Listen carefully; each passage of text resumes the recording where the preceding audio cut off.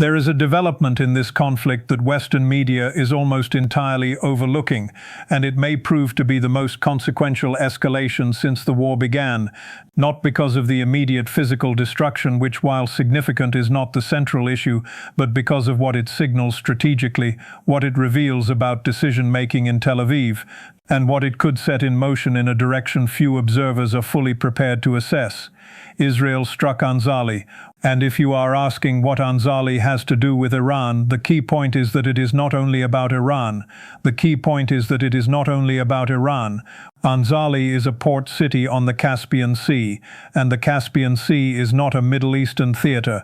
It is effectively Russia's inland maritime space. Let that sit for a moment. In the middle of a conflict that has already stretched U.S. military capacity, fractured Western coordination, produced some of the most severe losses in decades, triggered nuclear-capable deployments, and contributed to a widening energy shock affecting global markets, Israel has now struck a major port on the edge of Russia's most sensitive inland sea. This is not a tactical mistake. It is a strategic signal, and understanding what it signals and what Moscow's actual response options look like is essential to grasping where this conflict is heading. Subscribe to Froome Report if you are not already following. What we are covering today is the kind of geopolitical breakdown that is largely absent from mainstream coverage in both English and Spanish. This is the full picture. Press subscribe and let's continue. Start with geography, because geography defines everything in this situation.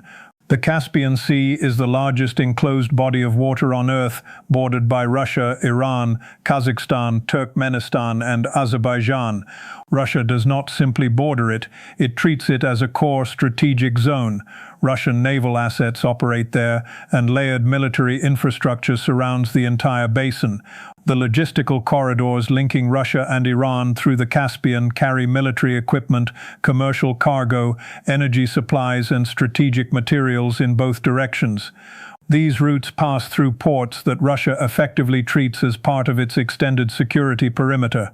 Anzali is Iran's most important Caspian port, handling container traffic, grain storage, and military logistics, and it functions as a key node in the north-south corridor linking the Indian Ocean to the Caspian and onward toward Europe. That corridor has become even more important as sanctions have pushed Russia and Iran toward alternative trade routes outside the dollar-based financial system. Striking Anzali is therefore not striking a peripheral Iranian asset. It is striking infrastructure embedded in Russian-aligned logistics inside a water system Moscow treats as strategically sovereign space. The question that now demands a clear answer is what strategic objective was being pursued. One plausible interpretation, and it should be stated as analysis rather than certainty, is that Israel is operating under conditions where conventional military pressure has not produced decisive results against Iran. Iranian military capability has remained intact, and Hezbollah in Lebanon continues to impose sustained operational costs on Israeli forces. The Houthis in Yemen have effectively closed the Red Sea to Israeli-linked shipping. Iranian strikes have repeatedly penetrated Israeli air defense systems. The conflict has expanded in ways that have not aligned with Israeli strategic objectives. Meanwhile, Iran continues to function because it maintains active supply chains, weapons transfers, technology flows, and intelligence networks across multiple routes, including the Caspian corridor.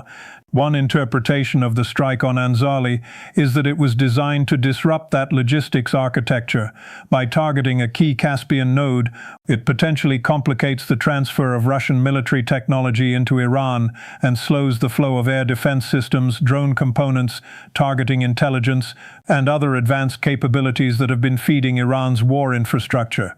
From a purely supply chain perspective, that logic has internal consistency. However, there is a second interpretation that is more serious and far more destabilizing. Israel may be attempting to draw Russia directly into the conflict, not because Israeli planners believe they can defeat Russia, which is not realistic, but because Russian direct engagement could trigger NATO's Article 5 obligations and force the United States and the broader Western alliance into a direct confrontation with Moscow. transforming the conflict into a far larger strategic war. In that scenario, the current Iran-centered conflict becomes secondary to a broader global confrontation, one in which Israel's position becomes aligned with Western military objectives in a way that removes current political hesitation or division within Western governments. The idea of deliberately provoking Russian involvement to force escalation into a wider war is not a demonstration of strength, but rather an indication of a strategy shaped by limits on conventional military leverage and a reliance on external escalation dynamics to shift the balance. The key question then becomes what Russia can realistically do in response to the Anzali strike, because that is the part of the equation that is largely missing from Western analysis, but is essential to understanding escalation pathways. Russia has not responded militarily, not because it lacks capacity or because the strike was insignificant, but because it has a spectrum of calibrated responses that stop short of direct war while still imposing meaningful costs. The first and most immediate option involves Syrian airspace. Russia maintains operational control over parts of Syria's air defense network and has the technical ability to restrict Israeli air operations in that corridor. Despite years of Israeli strikes inside Syria, Moscow has not activated this lever. If it does, Israeli long-range strike routes into Lebanon, Syria, and potentially Iran through Syrian airspace would become significantly more constrained and operationally expensive, even if not completely eliminated due to alternative routing options. A second and more consequential option would be the transfer of advanced air defense systems to Hezbollah in Lebanon. Hezbollah already possesses a substantial missile arsenal, but has limited access to high-end air defense capability. If Russia were to provide systems such as S-300 class platforms, even if not its most advanced variants, the regional air balance would shift sharply, and Israeli air superiority in the northern theater would become far more contested. Just the S-300, northern Israel would immediately become a genuinely contested air environment. Israeli Air Force operations over Lebanon and northern Israel would be forced to operate under a threat profile they have not previously faced. The northern sector of Israel, already exposed to Hezbollah rocket attacks, would become far more difficult to sustain for routine air operations in a scenario where sustained S-300 coverage is active and persistent. The third option is an expansion of direct military support to Iran. Russia has already been supplying intelligence, hardware, and limited systems through indirect channels, as noted in earlier reporting. If the Anzali strike is judged in Moscow as crossing a threshold requiring escalation rather than diplomatic signaling, the scale and sophistication of Russian military assistance to Iran could increase significantly. This would not necessarily be publicly declared or formally acknowledged, but it would be operationally visible on the battlefield within a short time frame. Beyond direct military measures, Russia also retains economic and diplomatic tools that could pressure the broader network supporting Israel, but the military dimension is the most consequential for near-term escalation dynamics. There is an important background context that helps explain why Israel assessed it could strike Anzali without triggering immediate Russian retaliation, and why that assessment may now be under revision. Roughly 2 years ago, Russia proposed a formal mutual defense treaty to Iran, similar in structure to the agreement it later established with North Korea. The framework was straightforward. An attack on one party would require a military response from the other, effectively creating a non-NATO-aligned security bloc. Iran declined the proposal. The decision was driven in part by reformist elements within Iran's political system and intelligence community, who believed maintaining flexibility for future engagement with Western powers was strategically preferable. They assessed that entering a binding alliance with Moscow would permanently foreclose diplomatic normalization with the West and lock Iran into a rigid geopolitical alignment. Israel is aware of this history. Israeli strategic planners understand that no formal mutual defense obligation currently compels Russia to directly defend Iran, and that absence has shaped the limits of Russian involvement so far. Moscow has provided intelligence support, equipment, and indirect assistance, but it has not been legally or structurally bound to intervene militarily. That gap has given Israel operational space that would not exist under a formal treaty framework. However, the Anzali strike potentially alters that calculation. Iran, after rejecting Russia's earlier offer, after attempting to preserve a path toward Western engagement, and after enduring sustained military pressure from Israel and the United States, while Russia remained in an unofficial support role, now sees its territory directly linked to infrastructure associated with Russian strategic logistics. This weakens the original argument inside Tehran against a formal alliance. What once appeared unnecessary or constraining now looks increasingly like a missing security guarantee in a rapidly expanding conflict environment.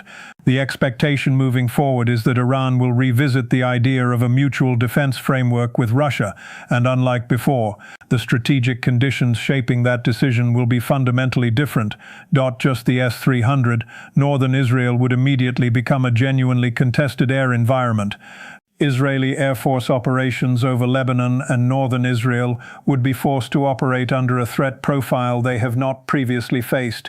The northern sector of Israel, already exposed to Hezbollah rocket attacks, would become significantly harder to sustain for routine air activity in any environment where S-300 coverage is continuously deployed and integrated. The third option is an expansion of direct military assistance to Iran. Russia has already been providing intelligence, hardware, and limited systems through indirect channels, as outlined in previous reporting.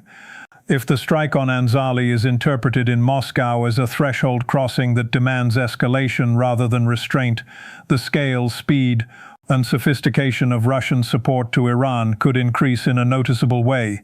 This would not necessarily be announced publicly, but it would likely become visible through operational changes on the battlefield within a relatively short time frame. Beyond military responses, Russia also holds economic and diplomatic tools that could pressure wider networks connected to Israel, but the most decisive variables in the near term remain military. There is also a deeper context that explains why Israel believed it could strike Anzali without triggering immediate Russian retaliation, and why that assumption may no longer hold in the same way. Around 2 years ago, Russia proposed a formal mutual defense agreement to Iran, modeled loosely on the arrangement it later established with North Korea. The logic was direct. An attack on one side would require a military response from the other, effectively creating a non-NATO-aligned security pact. Iran ultimately rejected the proposal. That decision was influenced in part by political factions within Iran who believed maintaining flexibility for engagement with Western states was still strategically possible. Their assessment was that a binding treaty with Moscow would permanently close the door to normalization with the West and lock Iran into a fixed strategic orbit around Russia. Israel is aware of this background. Israeli planners understand that no formal treaty obligates Russia to directly defend Iran, and that absence has defined the limits of Russian involvement so far. Russia has provided support, intelligence, and equipment, but has remained outside a legally binding commitment structure, which has given Israel greater operational freedom than it would have otherwise had. The Anzali strike, however, shifts the perception of that arrangement. Iran, after rejecting a mutual defense framework, after attempting to preserve diplomatic flexibility, and after enduring sustained strikes while Russia remained in a supporting but non-interventionist role, is now confronting direct attacks on infrastructure tied to Russia's broader strategic logistics environment. This alters the internal debate inside Tehran. What was once viewed as a limiting alliance may increasingly be seen as a necessary protection mechanism in an expanding conflict. The likely outcome is that Iran will revisit the idea of a formal defense pact with Russia, and if it does, it will be doing so under conditions very different from those that existed when it first declined.